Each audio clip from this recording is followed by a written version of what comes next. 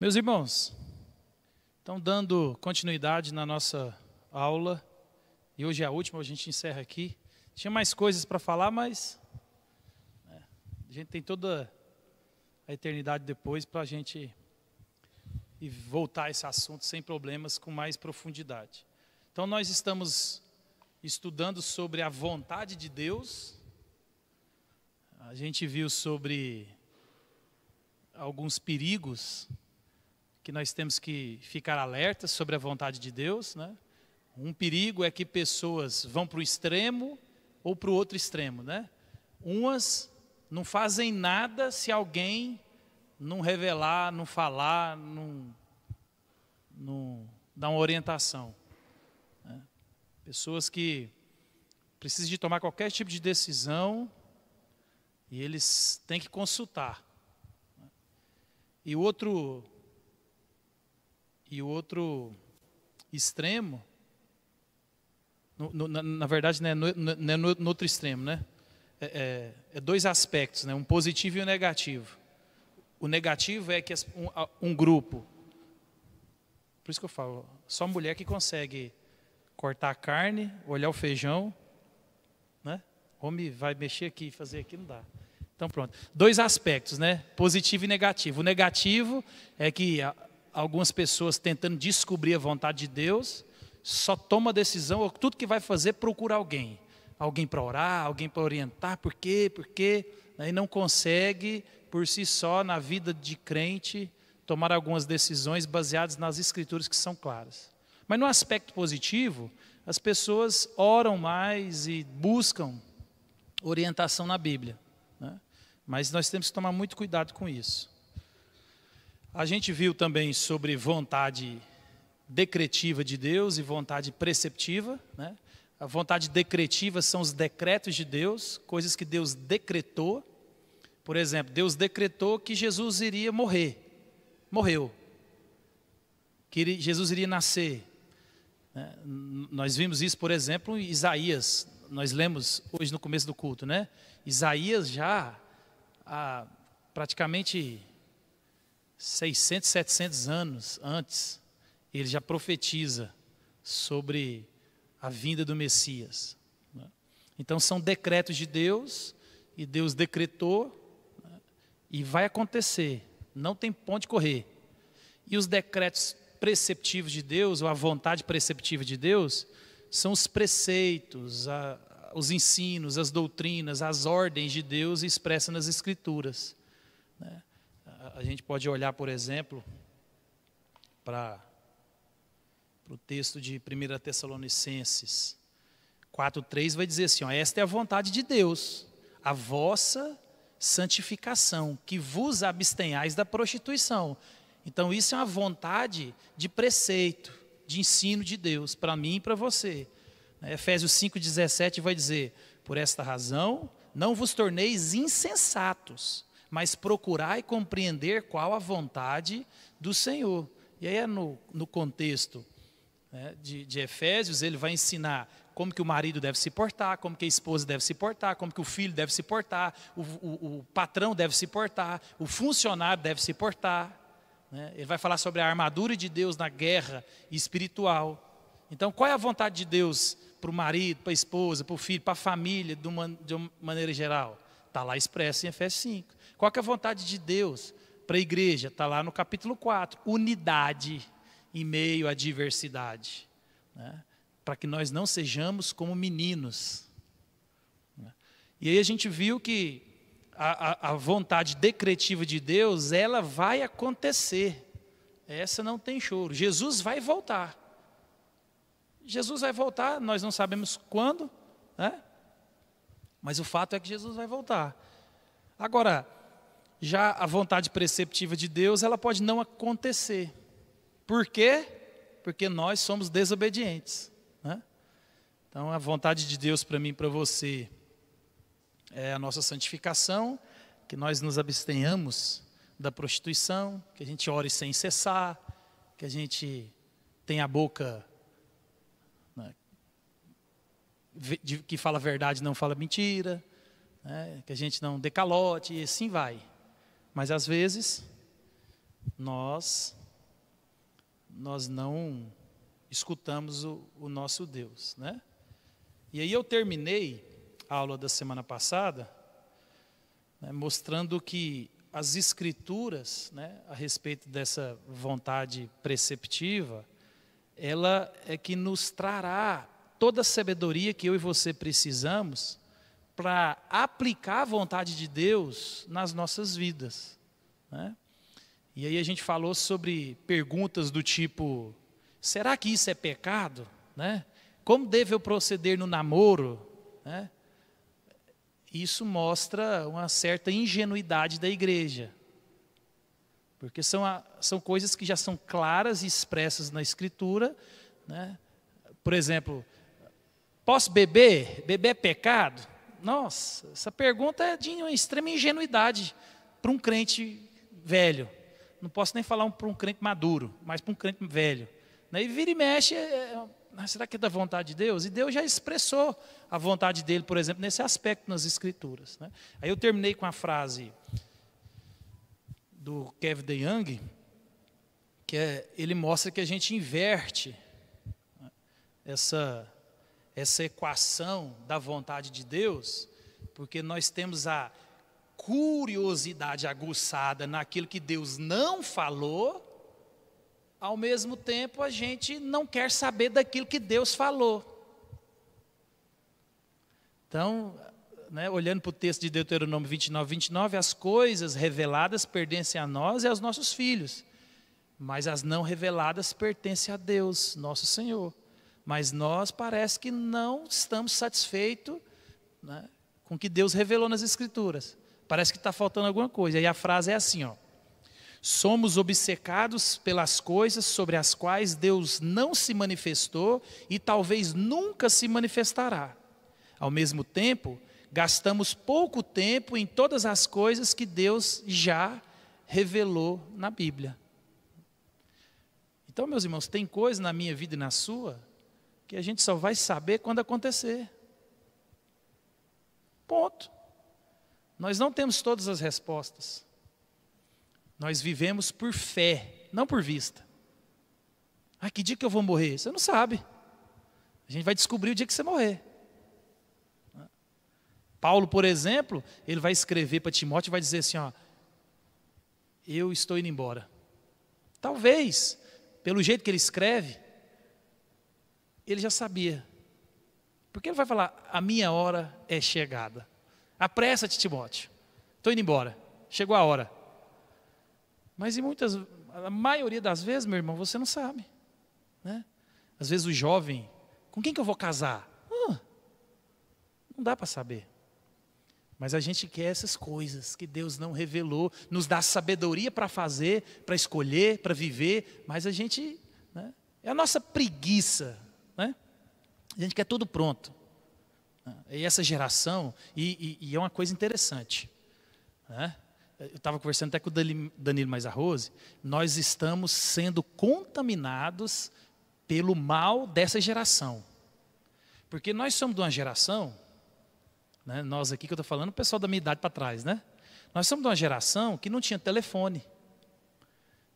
Na rua ou no bairro, talvez 2, 3 pessoas tinham telefone. Nós somos da geração que você precisava de ir na casa de alguém, você ia. Chegava lá, não tinha ninguém, você quebrava um galho, punha no portão, para a pessoa saber que alguém foi. Então nós somos de uma geração que você tinha que, para beber leite, você tinha que amarrar a vaca, tinha que tirar o leite, tinha toda uma dinâmica.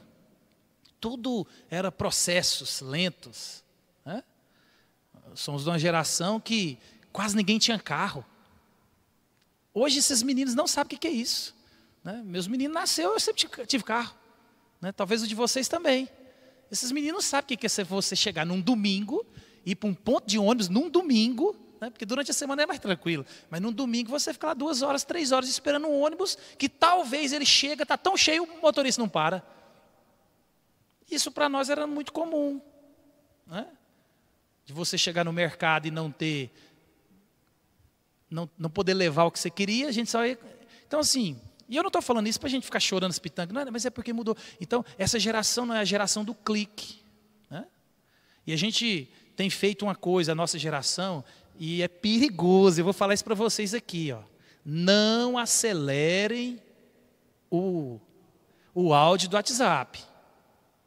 Tem gente que já está tão viciado no áudio do WhatsApp que, meu irmão, isso é uma questão neurológica. Tem gente que já não tem paciência de conversar com as pessoas mais. Porque no WhatsApp você põe no 1,5, 2 e vai até 2,5, isso até 2. Aí você vai conversar com uma pessoa, por exemplo, com a minha esposa, que ela fala tranquilo. Você já não tem paciência. Se tivesse um botão para você acelerar, né? Você... Meus irmãos, as pessoas nós estamos igualzinhos a essa geração. Nós que fomos criados numa geração que você tinha que bater o bolo na mão, quase ninguém tinha batedeira. Todo o processo era um processo lento. Hoje não. O pessoal quer pôr o dinheiro no banco de manhã, de tarde é que ir lá buscar o juro. Não funciona assim. E nós estamos indo na mesma dinâmica. Nós estamos entrando nesse problema da geração que digita uma palavra no Google e a resposta está lá. Digita um negócio no YouTube e o vídeo está lá. Não é assim que funciona na vida real. Nós vivemos com gente. As pessoas não são assim. Aperta um botão e ela faz o que você quer, reproduz. Não é assim. Então, nós estamos invertendo os relacionamentos porque a gente quer fazer com que o real aconteça do mesmo jeito que no virtual. Isso é perigosíssimo. Eu, particularmente, eu não... se você me mandar... E não é porque eu sou melhor do que ninguém, não. É porque eu decidi não fazer isso, porque eu sei que vai me prejudicar. Se você me mandar um áudio de 20 minutos, eu escuto. Sossegado. No normal. Tranquilo. Porque se eu começar a acelerar os áudios... né, eu conheço gente que já o WhatsApp dele já está no 1,5, 2. Você está entendendo? E graças a Deus, né? Por exemplo, o da minha mulher, o áudio dela está no 1,5. Ela escuta áudio do meu lado, eu não entendo. Para mim é inglês. Por quê? Porque graças a Deus eu não desenvolvi essa técnica. O 1,5 eu não entendo. Agora eu sei que vocês entendem, porque vocês estão fazendo a mesma coisa. Então, não faça, porque isso é perigosíssimo. Né? E a gente tem transferido isso para a igreja. Né? Falando a respeito de vontade de Deus, nós estamos ensinando para os nossos filhos que tudo é um clique, né? E não é assim que funciona, a realidade é outra, né? Tem que estudar, tem que se preparar, tem que plantar, né? Vai ter um momento de sofrimento, a gente tem visto isso, né? A gente vai falar mais sobre isso hoje de noite, continuação. A vida vivida, ela é o oposto da realidade virtual. Não tem como a gente... Alguém aqui já viu aquele filme Clique, do Adam Sandler? Ninguém viu? É o melhor filme. Você tem que... Assiste esse filme hoje à tarde. Os americanos estão na frente. Os americanos já estão lá na frente, estão na nossa frente há 20, 30 anos, né? Eles já produziram um filme que é um retrato da nossa geração hoje. Porque o filme do Clique... resumindo, né, conta a história de um cara que era engenheiro, se não me engano, e ele queria promoção, e ele queria acelerar o processo, a vida dele era muito corrida, e aí ele acha lá, não sei se é um deus, não lembro, eu sei que dá um controle remoto para ele, e ele ganha o poder de acelerar a vida, e aí acha muito legal, porque ele começa a acelerar, a mulher dele começa a encher o saco dele, ele põe para frente, ele não escuta, porque tá... Então as coisas ruins da vida, ele acelera e vai acelerando. Só que ele não sabia que entra no modo automático. Porque o software entende que tudo aquilo que se acelera é que você não precisa. E aí, algumas áreas extremamente importantes da vida dele, ele começou a acelerar, a família, ele acelerou, né, a esposa, ele acelerou, a vida dele vivida acelerou, e aí de repente, quando ele vê, ele está num dia milionário, não onde ele queria estar, né, sem esposa, sem filho, divorciado, sem nada, porque ele acelerou tanto a vida e ele não viu a vida passar. Então, isso é sério, isso acontece. E está lá no filme, é uma lição boa para a gente aprender. Então, nós vamos falar hoje sobre orientações em áreas cinzentas da nossa vida. Como que eu vou agir em situações que não tem uma resposta pronta? Não tem faça isso. 3 passos para sair do problema de casamento. 4 passos para melhorar o relacionamento com o filho. Isso não existe, você sabe bem disso. A gente tem filho. Não existe 3 passos, 2 métodos, 5 maneiras. Não existe isso. Isso é só marketing para vender o livro para casal, o livro para filho. Né? Tem um livro mesmo, eu tenho ali na minha biblioteca, é Melhore Seu Filho Até Sexta-feira. Ó, rapaz, tudo que você queria. Tem um lá que é Melhore Seu Marido também Até Sexta-feira. Mas esse livro, ele é bom. É porque o cara precisa de vender, então ele tem que ter uma capa atrativa. Né? Mas isso não tem, a gente sabe que a realidade das coisas, né, a vida vivida, ela é totalmente diferente. E nós precisamos, e eu estou falando aqui expressamente numa perspectiva de quem é crente, tá? Então, a perspectiva de tomar decisões em áreas cinzentas de quem é crente. Porque até para a gente que é crente já é difícil. Porque você tem que crer na Bíblia, você tem que crer na inerrância, você tem que crer que Deus é Deus, você tem que viver esse negócio, porque senão não funciona. É compromisso.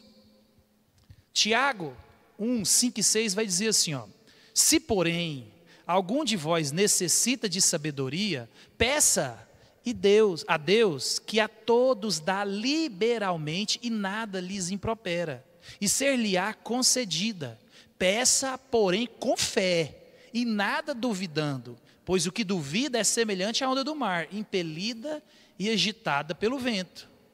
Então, meus irmãos, muitos de nós queremos saber a vontade de Deus para as nossas vidas em áreas que não há certo e errado, que não há preto nem branco, né? Moralmente falando.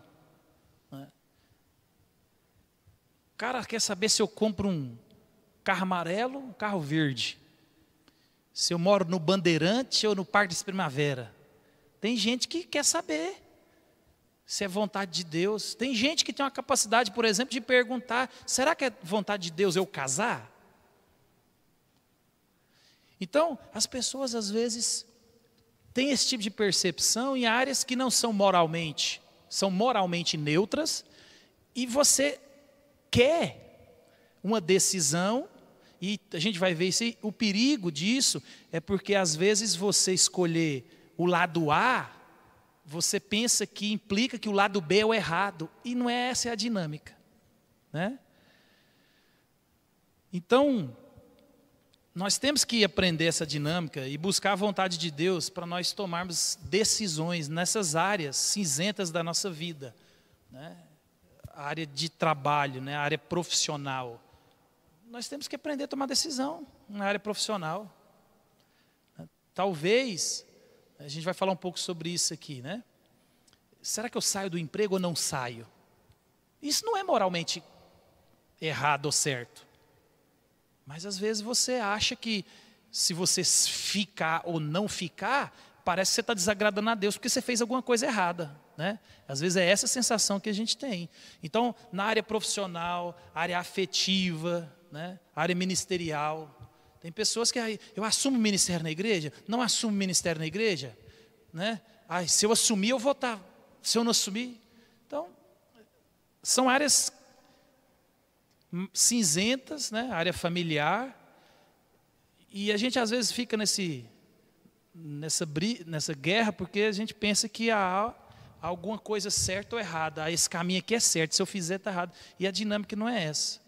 Então, nós podemos utilizar as Escrituras para orientar em assuntos que são rotineiros e não são claros. Né? E nós temos que lembrar que nós não temos a liberdade para fazermos o que quisermos. Né? Pois as nossas escolhas expressam o que é santo e o que é pecaminoso. Por isso que é uma perspectiva de crente. As nossas escolhas, elas mostram o nosso coração. As nossas escolhas, elas inclinam os nossos desejos, né? Nossas escolhas não são neutras. Então, a gente, em muitas áreas, precisa sim de orientação para tomar algumas decisões. Quando eu falei lá atrás sobre gente que não toma decisão sem consultar, é naquela perspectiva do pessoal que tem que ter o pessoal da oração, né? Então, nesse aspecto, isso não é bom. Eu falei para vocês que eu conheço gente que o círculo de oração da igreja falou que tinha que casar. Não, pode casar que é de Deus. Deus falou aqui que essa pessoa é para você casar. E deu ruim. Deu ruim. Aí a gente descobriu que não foi Deus que falou, né? Porque se tivesse sido Deus, tinha dado certo, né? Deus, ele não erra. Então, aquele livro que eu passei para vocês, que eu estou tirando isso tudo dele, essa parte aqui todinha dele, né? Então é um livraço, né? Ele é muito maior do que isso aqui que a gente está vendo. E ele vai falar sobre assuntos adiáfora. O que é isso? Significa aquilo que nem é obrigatório, nem é proibido, aquilo que é moralmente indiferente, né? E esse termo ele é usado no meio teológico para se referir a assuntos em que não há certo ou errado em si mesmos. Assuntos adiáfora, que às vezes, coisas tão simples, mas motivo de dúvida para a gente. Onde eu estudo? Onde eu moro? Compro isso ou compro aquilo? Mas, como as nossas decisões não são neutras, as nossas decisões podem sim estar atreladas a motivações pecaminosas, né? Então, namorar é bíblico? A Bíblia não fala de namoro, né? Namoro é uma coisa nova, né? A Bíblia não tem essa perspectiva. Mas namorar, você tem que namorar para casar, para conhecer o pessoal. Então, namorar é bíblico. Tem uma orientação que você pode namorar? Pode. Então, você pode pegar uma coisa boa e transformar numa coisa que é pecaminosa, porque você pode namorar, mas não com qualquer um. Então, o namorar em si é neutro. Agora, dependendo com quem que você vai namorar, revela o desejo do seu coração. Porque às vezes você está tão afim daquela pessoa que a Bíblia já falou para não se relacionar com quem não participa da fé, mas, né, aí você, não, mas aí mostra o seu desejo pecaminoso, mostra sua rebeldia, mostra essas coisas que são coisas neutras, né? Sexo. Sexo é bom? Demais. É bíblico? Bíblico. Mas é para onde? Para quem? Né? Então, o sexo é tão de Deus que se você fizer antes de casar não pode, e se você não fizer depois que casa também não pode. Ó, por quê? Porque sexo é para dentro e para o âmbito do casamento. Única e exclusivamente. Coisas boas, não pecaminosas, mas às vezes a gente escolhe fazer aquilo que Deus falou para não fazer. Então, então são essas coisas adiáforas, que são neutras, mas as nossas decisões, elas mostram as nossas motivações. Né? Essas coisas são consideradas moralmente neutras e não se deve martirizar por não saber o que fazer. Não precisa de ficar desesperado. Ai, meu Deus, e agora? Compro um tênis amarelo ou um tênis verde? Compro picanha ou compro maminha? Coloco meu menino para estudar na particular ou na pública? Coloco meu menino para fazer inglês ou para fazer um esporte? Tem pais que ficam nessa dinâmica e fala como se, não, se eu tinha que ter colocado isso. Então, vivem nesse conflito. Então, a Bíblia ela não fala nada proibindo essas coisas, contudo, muitos crentes se afligem com essas decisões. Então, um alerta importante é não esperar uma orientação especial da parte de Deus em áreas que Ele já revelou nas Escrituras a sua vontade, como a gente já disse aqui. sobre sexo, sobre namoro e sobre como criar os filhos, né? Paulo vai falar, cria os filhos na admoestação do Senhor. Então, isso é claro nas Escrituras. E quando eu e você levantamos dúvidas sobre isso, isso mostra um menosprezo das Escrituras. Porque é uma responsabilidade de cada crente conhecer a Deus. Há uma responsabilidade de cada crente de crescer no Evangelho. Então, quando você pega assuntos específicos e claros, por exemplo, nas Escrituras, e você pergunta o que fazer, você está menosprezando a sabedoria de Deus, menosprezando a vontade de Deus, menosprezando a revelação de Deus. De fato, você está jogando na lata do lixo aquilo que Deus já fez. Por quê? As Escrituras, elas são a norma para que eu e você tomemos decisões a partir dos princípios. O livro de Provérbios é um livro de princípios. Provérbios eu gosto dele porque ele fala assim, ó, você pode procurar lá, não vou nem falar o versículo para você porque eu até esqueci. Mas ele fala assim, ó, aquele que mete, ou que se mete na vida dos outros, olha Salomão, aquele que se mete na vida dos outros é como alguém que pega um cachorro na rua pela orelha. Quem aqui tem coragem de pegar um cachorrão desse vira-lata que fica na rua? E você tem coragem de ir lá na rua e pegar ele pela orelha? Vai te morder. Pedro lá na frente vai falar assim, ó, não sofra nenhum de vós por adultério, por isso, e com quem se mete onde não é chamado. Então o livro de Provérbios, ele fala para você não se meta na vida dos outros. O que a gente faz? O livro de Provérbios vai falar, por exemplo, assim, ó, não empresta o seu nome.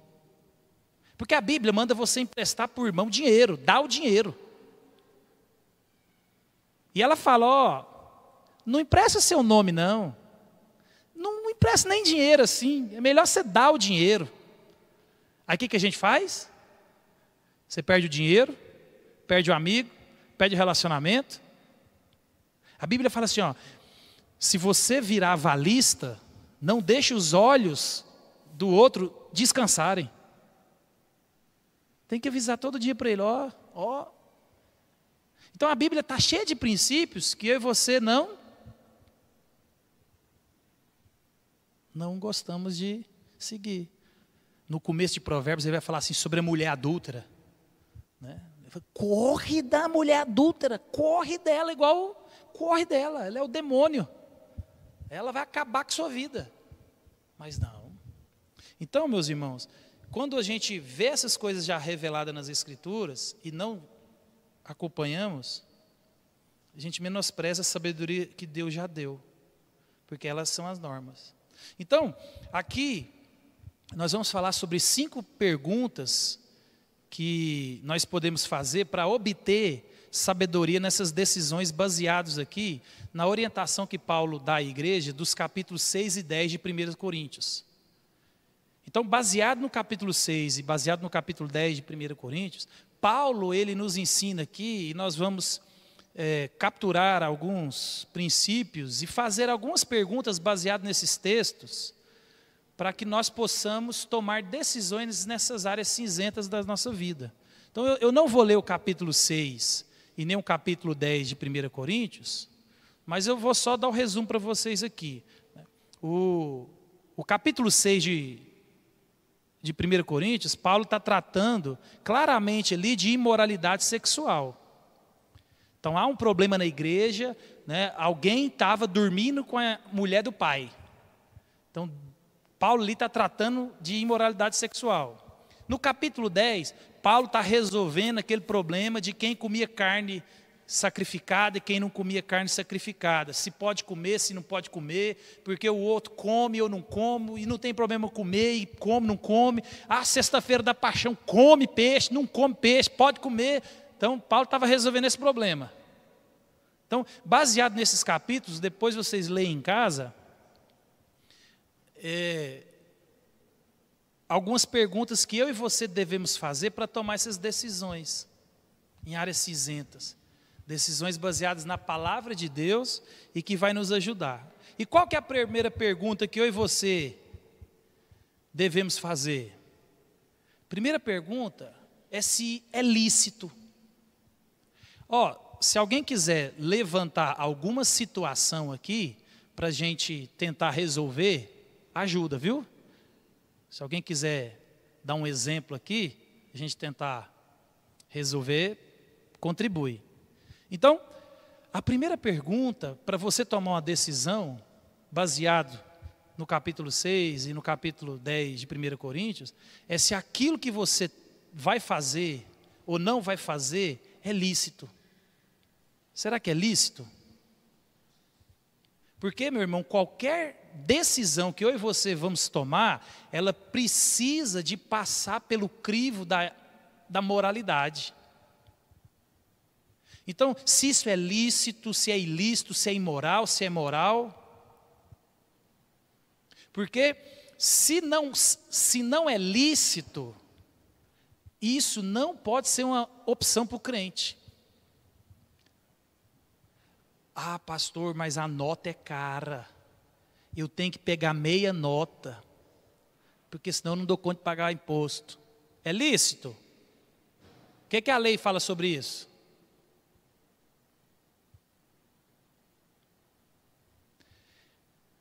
Então, a gente percebe que em muitas áreas da nossa vida, a resposta já está pronta. É porque a gente não quer resolver o problema. Então, se é lícito, você pode fazer. Se não é lícito fazer, não faça, porque não há uma opção para o crente fazer. Não há. Não há. Não há o esquema de uma rachadinha. Quem quer dar um exemplo aí de coisa que não é lícita e é corriqueiro da nossa vida? Mentir, né? Você vai ali e se alguém ligar, eu não estou aqui. Aí você, lógico, eu também faria isso, né? E agora, o que eu faço? Porque você fica na sinuca de bico. Né? Nós somos seres humanos, a gente passa por um período de reflexão, mesmo que seja rápida. Mas a nossa resposta tem que ser, não, isso eu não faço. O que a pessoa vai pensar de mim? O que Deus vai pensar de mim? Nós estamos mais preocupados com o que as pessoas pensam de nós do que como Deus pensa de nós. A gente só nega imposto, a gente só nega o imposto religioso, né? A gente só nega tanta coisa. Então, a primeira pergunta, baseada no capítulo 6 e no capítulo 10, meus irmãos, é se é lícito. Põe aí, Rose, põe aí o verso 12, 6:12 de 1 Coríntios. Você está aí atrás, que essa aqui a gente dá para ler.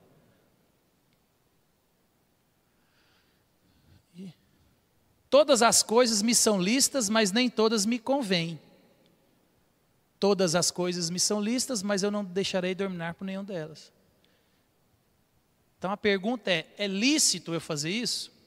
Então você, respondendo essa pergunta, você já vai resolver um grande problema, se é vontade de Deus ou não vontade de Deus, se você tomar uma decisão baseada em alguma coisa que você vai fazer. A segunda pergunta, né? É benéfico para mim? Pode deixar o mesmo versículo. É benéfico para mim eu fazer isso? Porque mesmo sendo lícito, me convém?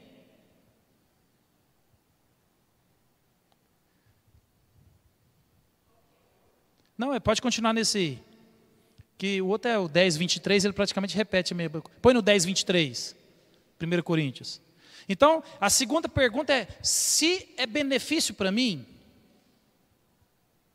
Tem gente, por exemplo, que recebe uma proposta de trabalho. É lícito. Você pode trocar de emprego. É lícito. Mas será que esse negócio vai trazer algum benefício para mim? Convém? Não, mas você vai ganhar o dobro. Tá, eu vou ganhar o dobro, mas eu chegava em casa às 5, vou chegar em casa às 9. Vou ganhar dinheiro, mas vou perder tempo com a família. Vou ganhar dinheiro, mas vou perder final de semana. Então, quando a gente começa a olhar para as Escrituras e perguntar para ela, você vê que fica fácil ou não fica tomar essa decisão? Aí por que é pecaminoso você trocar de emprego? Não. Mas se você está trocando emprego, levando em consideração o dinheiro, mostra o seu pecado. Você não está nem aí para sua família, você não está nem para o seu filho, você não está nem aí para nada. Por quê? Porque o que importa é a grana. É lícito, mas não convém. Não me deixarei me dominar por nenhuma delas. Quantos pais que eu e você conhecemos que passou a vida inteira trabalhando e agora ele está aposentado, com a aposentadoria boa e os filhos longe? Por quê? Porque não construiu relacionamento. Aí quer os filhos perto. Não, pai, já foi. Já foi. Acabou. Não tem um domingo em família, aquela dinâmica toda. Então, a terceira pergunta. Se é escravizante, que é a parte B do versículo lá, ó. Quer ver, todas as coisas. Ah lá, pode deixar nesse aí, ó. Não, põe no 12, que no 12 que vai falar sobre não me deixarei dominar por nenhuma delas. 6:12. Então, a primeira pergunta se é lícito, a segunda se é benefício para mim, mesmo, né, sendo lícito, me convém, e a terceira é escravizante. O que ele vai dizer? Todas as coisas me são lícitas, mas nem todas me convêm. Porém, não me deixarei dominar. Vamos aqui, eu resolver dois problemas. Beber é pecado? Não. Próxima vez que eu perguntar, vocês respondem assim, não. Entendeu? Porque senão fica parecendo que eu não ensinei. Tem 2 anos que eu estou aqui, eu já falei isso 300 vezes. Beber é pecado? Isso. Mas não me deixarei dominar por nenhuma delas. Beber pode se tornar pecado? Pode. Por quê? Eu tomei uma latinha, estou satisfeito, vou dormir, tranquilo. O problema é que o infeliz, ele tem que tomar um barril. Ele não consegue. Então, mostra que você pega uma coisa que é boa e não tem domínio sobre ela. Ela que tem domínio sobre você. Então, você pega uma latinha de cerveja, depois que você põe a primeira, acabou. Enquanto você tem dinheiro, tem tempo e o cachorro não lambeu sua boca, você não sai do lugar. Então, é a mesma coisa. É escravizante? Vamos usar, por exemplo, a questão do trabalho.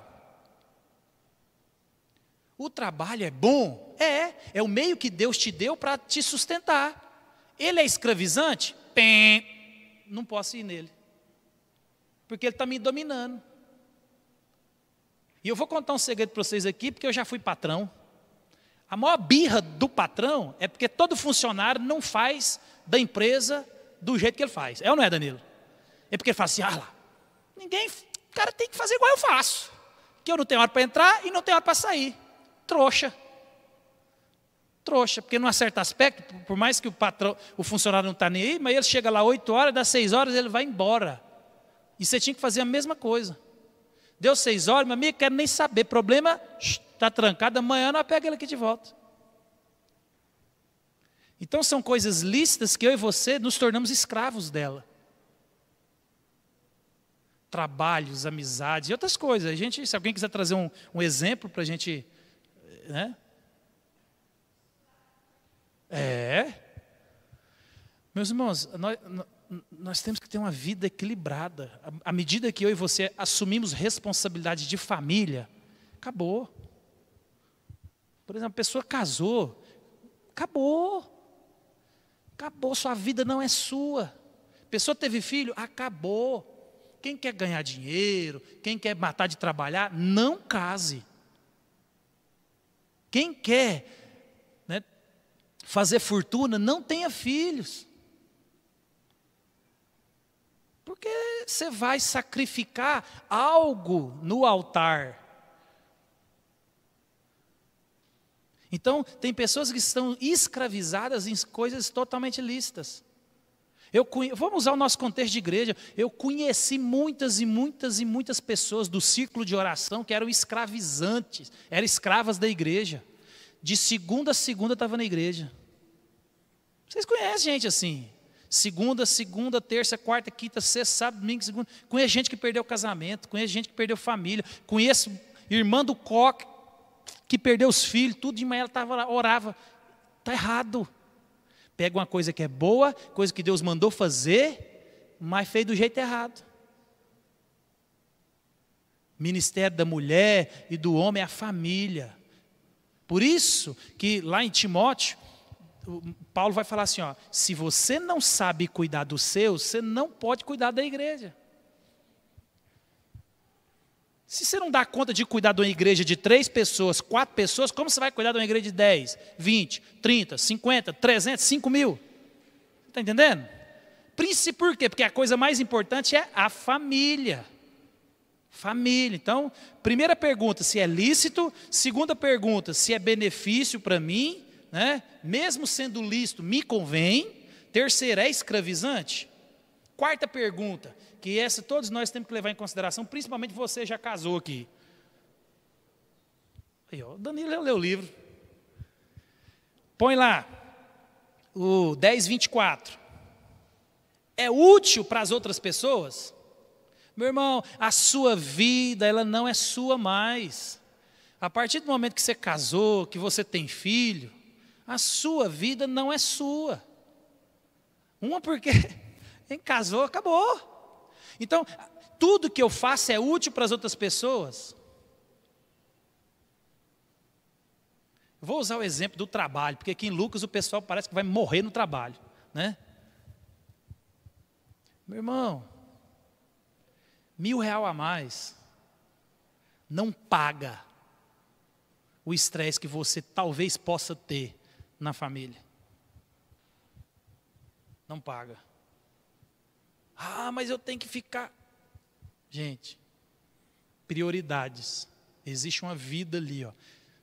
Eu falei isso já aqui na igreja. A partir do momento que os filhos nascem, você tem 20 anos para cuidar deles. Só. Eu estou falando 20 anos, porque eu estou levando em consideração que ele vai morar na sua casa até 20. Mas hoje, você tem só até 15 anos, no máximo 12 para fazer um serviço bem feito. Porque depois dos 12, 13, 14, 15, meu amigo, se você não plantou, se você acabou. Para o joelho. Você vai para o joelho. Pedir a graça e misericórdia de Deus. Para consertar o que você não fez. Essa é a realidade. Porque às vezes a gente quis ganhar mais. Quantas pessoas, por exemplo, que vocês conhecem aqui, que só o marido trabalha? E eu tô falando, é pecaminoso? De forma nenhuma. Mulher pode trabalhar? Claro que pode. No contexto que a gente vive hoje, até deve. O problema é que a gente tem sacrificado a família, o marido, a esposa, os filhos, por causa do trabalho. Por isso que Jesus falou assim, ó, se tem o que vestir, o que comer e onde morar, estejam satisfeitos. Talvez o momento da nossa vida hoje é, ó, meu amor, meu boizinho, meu gatinho, minha princesinha, não sei, né, cada um tem uma dinâmica, né? Eu chamo a minha de gordinha, né? Ó, o momento da nossa vida agora é pagar a conta, comer e terminar o mês. Pronto. Terminou o mês, essa é a fase da nossa vida. Nós estamos com os meninos pequenos, a fase da nossa vida é pagar o aluguel, água, luz, comer e não sucumbir ao resto. Por quê? Há outras prioridades. Porque daqui uns dias, né, eu já consegui despachar uma. Falta 2. Daqui uns dias, meu amigo, só tem eu e minha mulher. E a gente pode fazer outras coisas. Por quê? Porque a gente já cumpriu. Né? Mas agora não é tempo da gente fazer outras coisas, porque não dá. Não dá. Igual a minha mulher, quando eu e ela casou, ela falou assim, eu não vou trabalhar. Eu falei, não tem problema.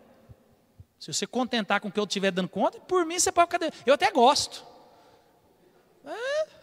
Eu não tenho problema nenhum com mulher dentro de casa. Zero estresse. Falei, se a vida que eu der conta de dar, se tiver bom, você pode ficar aí. Ó. Vai chegar as férias, nós não vamos dando conta de viajar? Tá bom? Tá bom. Às vezes não dá para. Tá bom, então vamos embora. Por quê? Porque isso aqui vai passar.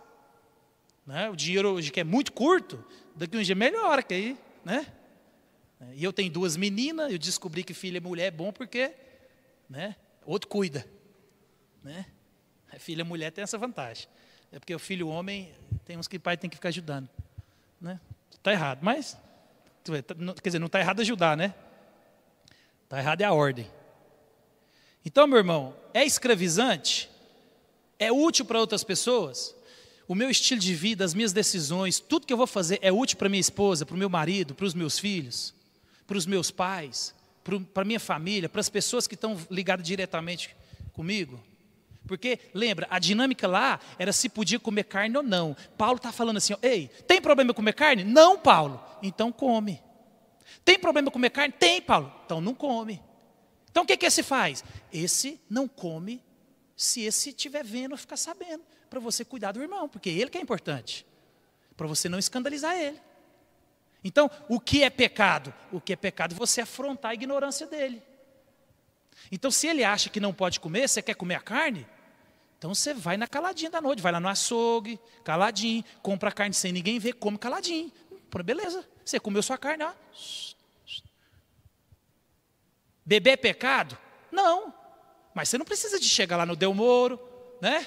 Colocar no carrinho, desfilar no mercado, porque às vezes um irmão que não é nem da nossa igreja, mas às vezes ele é crente, que te conhece, você fala, nossa, então você quer comprar? Vai devagarzinho ali, né?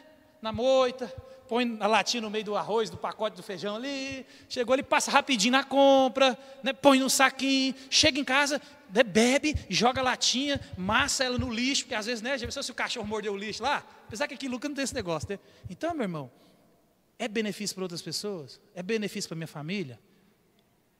E olha para você ver, se você fizer essas perguntas, fica fácil ou não fica de tomar decisão? Simples. Simples.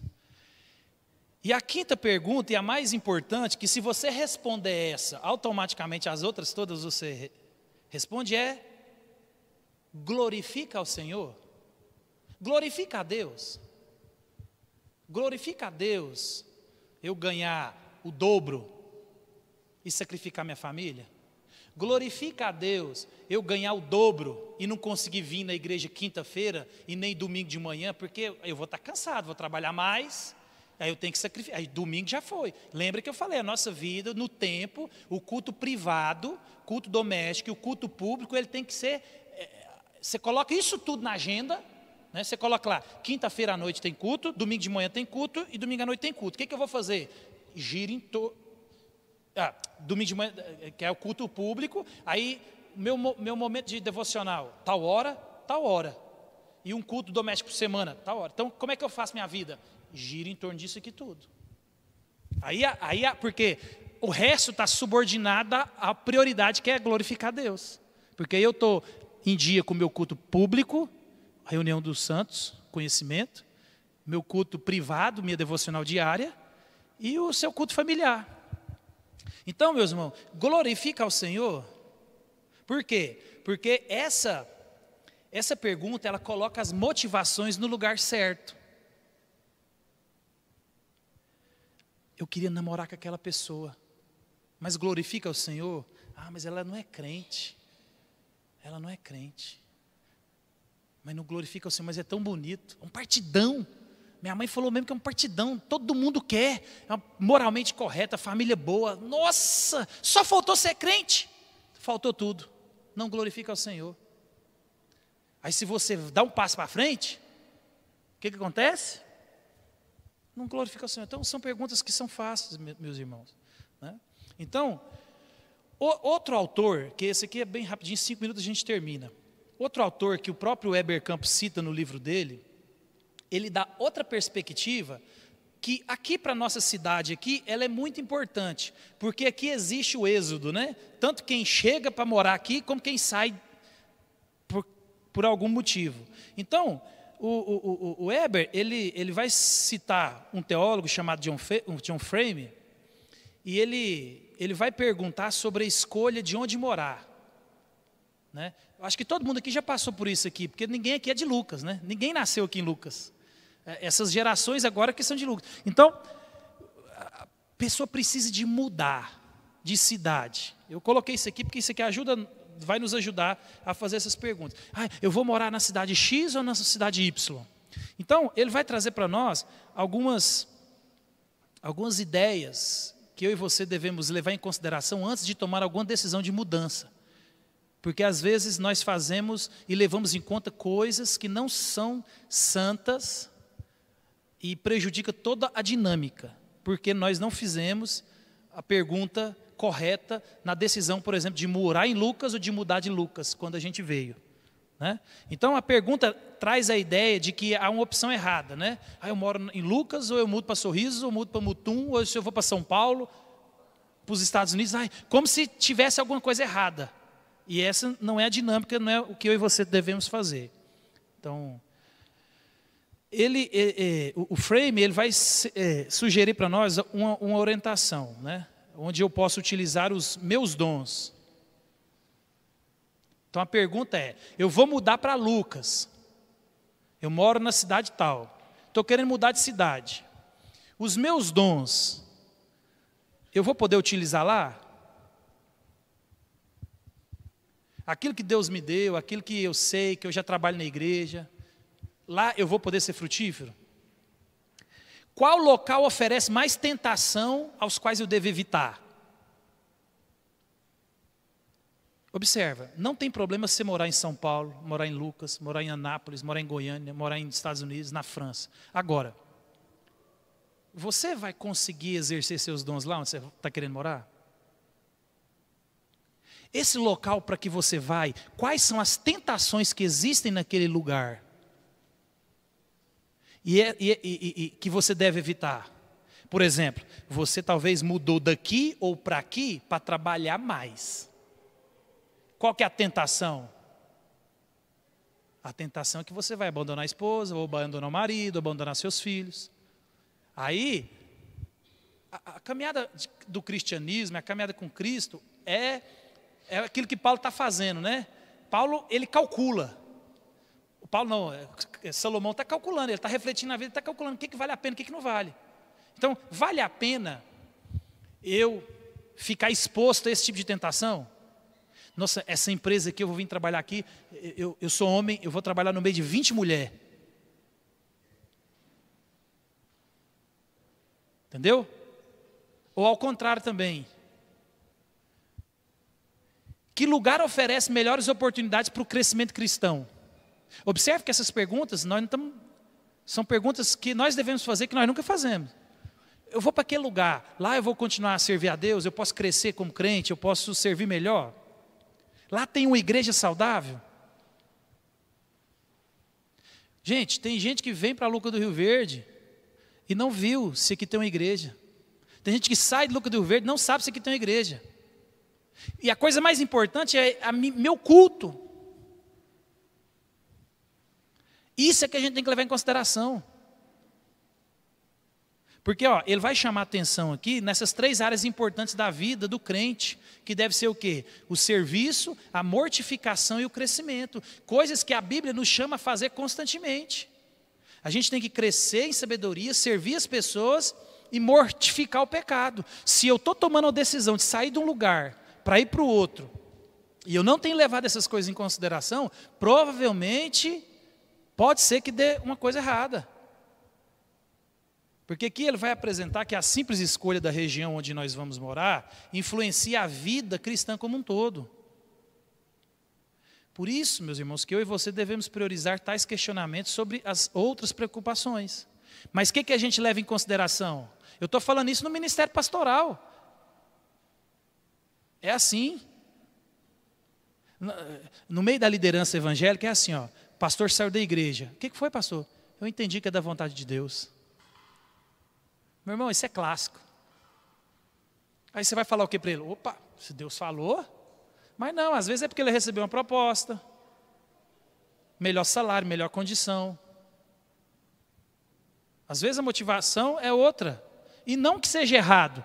Mas o problema é porque a gente não leva em consideração aquilo que tem que ser levado em consideração. Porque você é crente. Antes de você ser um trabalhador, você é um crente. Então você tem que levar em consideração essas coisas. Porque você leva em consideração o quê? Se a casa agradou a esposa. E qual que é a motivação? A ausência de conflito. Você não quer ter estresse com a mulher. Então se a mulher gostou da casa, está excelente, vamos embora. Lá tem escola para os meninos. E colégio bom. Qual que é a motivação? Competitividade. Por quê? Porque lá meus filhos vão continuar estudando e vai ser um bom competidor no mercado de trabalho. Então, assim, eles não vão perder a oportunidade de ser um bom profissional. Aí a gente que vai por causa do trabalho, a casa é próxima ao trabalho, não vou pegar trânsito. Qual que é a motivação? É conforto, qualidade de vida. Lembre-se, não são coisas pecaminosas, mas que se tornam pecaminosas por quê? Porque aquilo que é mais importante nós não levamos em consideração. Você que é crente, a primeira coisa que você tem que pensar é se glorificar a Deus. Se você continua exercendo seus dons, se você não cai naquele lugar. Por que às vezes o crente sai de um lugar e vai para o outro e a vida vira uma desgraça no outro lugar? Por causa das motivações erradas. Motivações erradas não tem como dar certo. Então, esses questionamentos são válidos e devem ser feitos. Mas não deve ser a prioridade. A casa é confortável? Deve ser, lógico, tem que levar em consideração. Escola, isso tudo você deve levar em consideração. Mas é uma prioridade? Não. Não. Porque nós já somos velhos de vida aqui, a gente já sabe que hoje você pode estar morando numa casa ruim, passa um tempinho, você já melhora e essa é a dinâmica. Agora, se você não leva o cristianismo a sério, se você sucumbir ao pecado, se você sucumbir ao desastre familiar, talvez é sem volta. Casa, você dá um reviravolta aqui, você melhora de casa, melhora de carro, melhora de escola. O problema são as nossas motivações na hora de tomar decisões nessas áreas, que a gente não leva em consideração.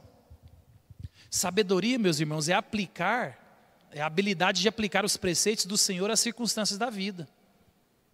O sábio é aquele que sabe tomar um mandamento bíblico e particularizá-lo. Isto é, mostrar a sua relevância para determinada situação específica. Então, com essas perguntas em mente, eu li esse livro todinho, antes, eu estava no começo do seminário. Não foi difícil tomar uma decisão para vir para Lucas. Eu nem sabia que Lucas existia. Nunca sabia que Lucas do Rio Verde existia. Eu sabia que esse Sorriso existia. Lucas nunca tinha ouvido falar. Você acha que eu fiquei preocupado porque eu vou estar 1.300 quilômetros da família? Fiquei, né? Claro, sou um ser humano, tem que levar essas coisas em consideração. Mas você acha que foi a prioridade? Porque eu e a Janinha, quando veio para cá, a gente sabia do risco de não poder voltar de férias. Falou, nós vamos, salário é apertado, a igreja tem problema de dinheiro, pode ser que não dê, pode ser que a gente fique lá todas as férias. Há uma realidade, que a gente viu isso aqui tudo, falou, há uma realidade. Vamos? Vamos. Nós vamos servir o Senhor, lá a gente vai poder ajudar e o resto Deus ajuda. Por quê? Porque nós não deixamos aquilo que é importante sobressair daquilo que é muito mais importante. A gente não veio aqui para ganhar dinheiro.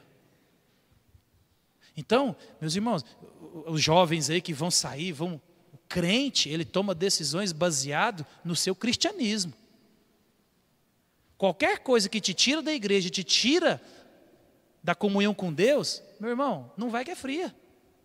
Lembre-se que no contexto de Tiago, Deus nos prova para sermos aprovados. Talvez é Deus que te dá uma proposta de emprego irrecusável para saber se no seu coração reina o dinheiro ou ele.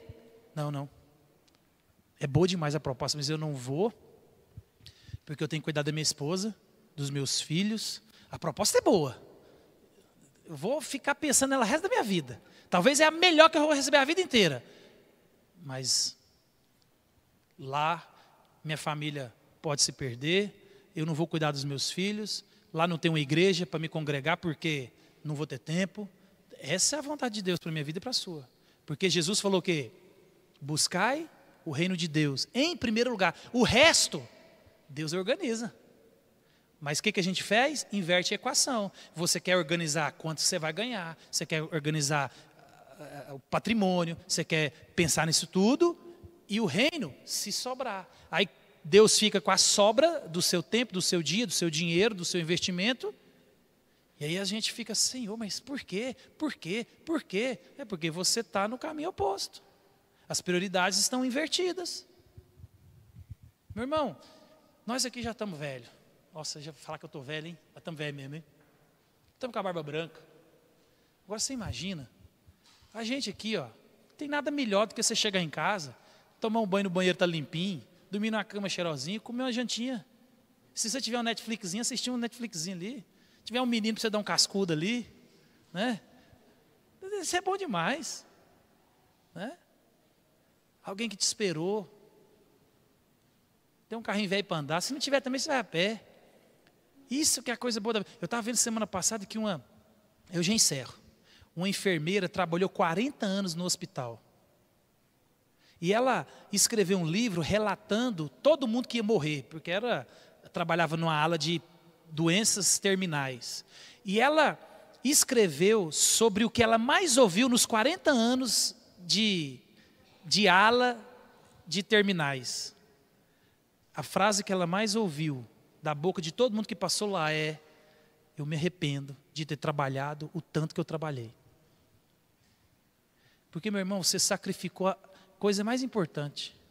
Hoje eu vejo famílias, eu conheço famílias de 10 irmãos, fica 5 anos sem ver um ao outro. Por quê? Porque às vezes lá atrás não plantou a necessidade de,